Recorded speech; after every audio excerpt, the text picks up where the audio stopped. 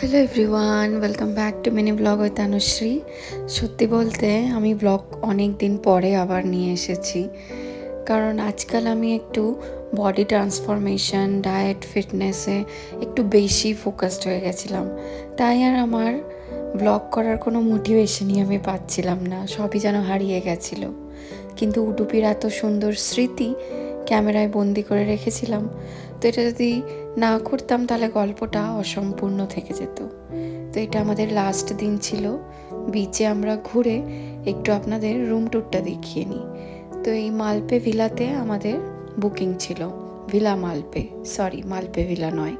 তো সাধারণত সবাই চেক ইন করে রুম ট্যুর দেয়, বাট আমি অলওয়েজ প্রেফার করি চেক আউট করার সময় রুম ট্যুর দেওয়ার।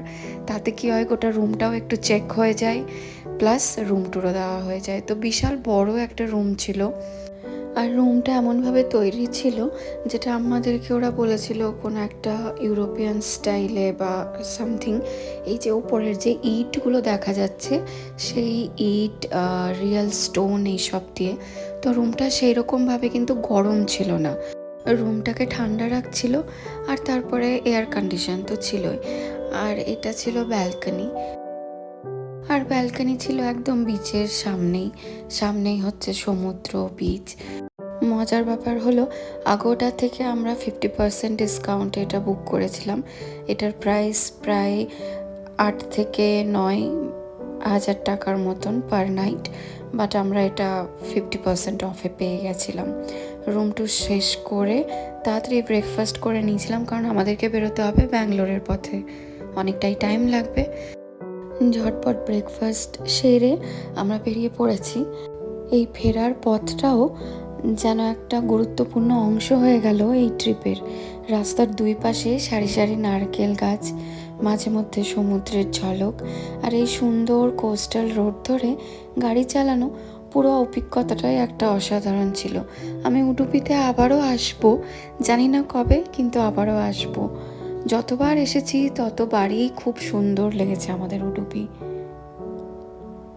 অনেক কটা মেমোরি, অনেক কিছু সঙ্গে করে নিয়ে যাচ্ছি, অনেক গল্প সঙ্গে করে নিয়ে যাচ্ছি। উডুপির অধ্যায় এখানেই শেষ। আশা করি তোমাদেরও আমার এই ব্লগটা ভালো লাগবে।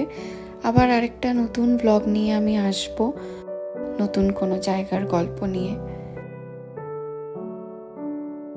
ডেলি ব্লগ তো ছেড়েই দিন, সাধারণ এই ট্রিপের ছোটো ছোটো ট্রিপের ব্লগগুলোই আমি রেগুলার বেসিসে আপলোড করতে পারি না।